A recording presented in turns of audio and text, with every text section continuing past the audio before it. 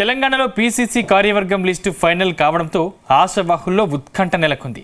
ఇవాళ రేపో పేర్లను అధికారికంగా ప్రకటించే అవకాశం ఉంది. దాంతో ఇన్నాళ్లు పదవుల కోసం పోటీ పడిన నేతల్లో టెన్షన్ మొదలైంది. లిస్టులో తమ పేరు ఉంటుందా లేక తమను పక్కన పెట్టేశారా? ఇప్పుడు గాంధీ భవన్లో ప్రతి ఒక్కరూ ఇదే విషయమై చర్చించుకుంటున్నారా? ఇంతకీ లిస్ట్ ప్రిపరేషన్లో హైకమాండ్ తీసుకున్న లైన్ ఏంటి? ఎందుకు ఆశావాహుల్లో అంతలా టెన్షన్ నెలకొంది?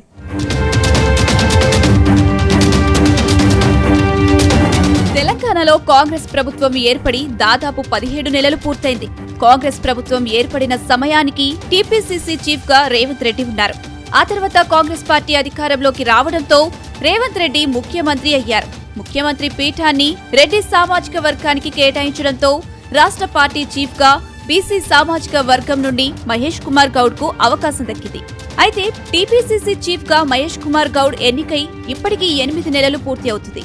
అప్పట్లో మహేష్ కుమార్ గౌడ్ టీపీసీసీగా బాధ్యతలు తీసుకున్న సమయంలో ఏఐసీసీ రాష్ట్ర ఇన్ఛార్జ్ గా దీపాదాస్ మున్షి ఉన్నారు.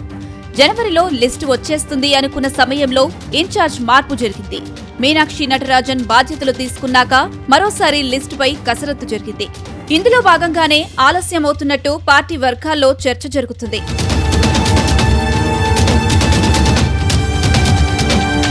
ఇక CM Revanth Reddy TPCC chief Mahesh Kumar Goud Delhi పర్యటనలో AICC general secretary KC Venugopal తో భేటీ అయ్యారు.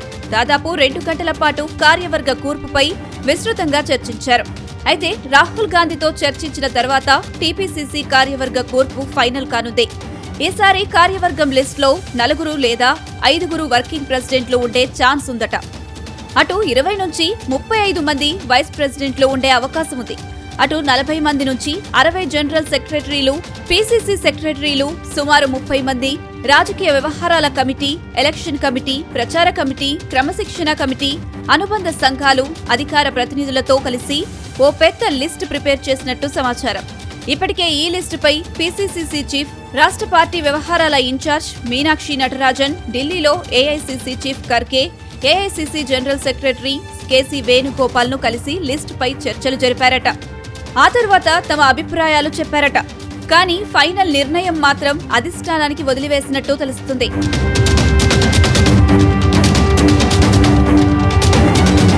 ప్రస్తుతం టీపీసీసీ కార్యవర్గ కూర్పులో భాగంగా ప్రభుత్వంలో అవకాశం రాని నేతలకు పార్టీ పదవులు ఇవ్వాలని హైకమాండ్ భావిస్తుందట. అలాగే నామినేటెడ్ పదవుల్లో ఉన్న వారిని టీపీసీసీ కార్యవర్గంలోకి తీసుకోవద్దని నిర్ణయం తీసుకున్నారట. ఒకవేళ కార్యవర్గంలో రావాలని అనుకుంటే ఖచ్చితంగా నామినేటెడ్ పదవులకు రాజీనామా చేయాల్సి ఉంటుందనే లైన్ తీసుకొస్తున్నట్లు తెలుస్తుంది. అలాగే లిస్టులో ఎక్కువ శాతం 2017 నుండి పార్టీలో ఉన్నవారికి, పార్టీ కోసం యాక్టివ్ గా పనిచేసిన వారికి, ఫ్యూచర్లో మరింత కష్టపడే వారికి అవకాశం ఇవ్వనున్నట్టు తెలుస్తుంది. మరోవైపు వర్కింగ్ ప్రెసిడెంట్లుగా ఎస్సీ, ఎస్టీ, మైనార్టీ, ఓసీలకు ఒక్కో సామాజిక వర్గం నుంచి ఒక్కొక్కరికి అవకాశం కల్పిస్తారని ప్రచారం జరుగుతుంది. అటు ఓసీలలో రోహిత్ రెడ్డి, నాయిని రాజేందర్ రెడ్డి, చామల కిరణ్ కుమార్ రెడ్డి, వంశీ చంద్ రెడ్డి, ఝాన్సీ రెడ్డి, దళిత సామాజిక వర్గం నుంచి సంపత్ కుమార్, ప్రీతం, ఎస్టీ సామాజిక వర్గం నుంచి ఎంపీ బలరాం నాయక్, బెల్లయ్య నాయక్, బాలు నాయక్, మైనార్టీ నుండి అజ్మిత్ హుస్సేన్, ఫయీం ఖురేషీ, ఫిరోజ్ ఖాన్ పేర్లు పరిశీలనలో ఉన్నట్లు తెలుస్తుంది.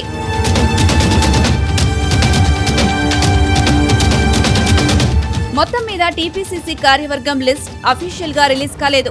కానీ అప్పుడే అధికార పార్టీలో మాత్రం కుమ్ములాట మొదలయ్యింది. అంతేకాదు, తమకు న్యాయం చేయాలని మహిళా కాంగ్రెస్ నేతలు నేరుగా గాంధీ భవన్ లో ఆందోళనకు దిగారు. టీపీసీసీ లిస్టులో మహిళల పేర్లు లేవని ఆందోళన చేశారు. మహిళా కాంగ్రెస్ నేతలే కాదు, పార్టీలో కొత్తగా వచ్చిన నేతలకు పదవులు దక్కుతున్నాయనే ఆరోపణలు వస్తున్నాయి. కానీ ఇప్పుడైనా పార్టీ పదవుల్లో తమకు న్యాయం జరుగుతుందా, లేక ఎప్పటిలాగే సంబంధం లేని వారి పేర్లే బయటకు వస్తాయా అని కొందరు నేతలు టెన్షన్ పడుతున్నారట.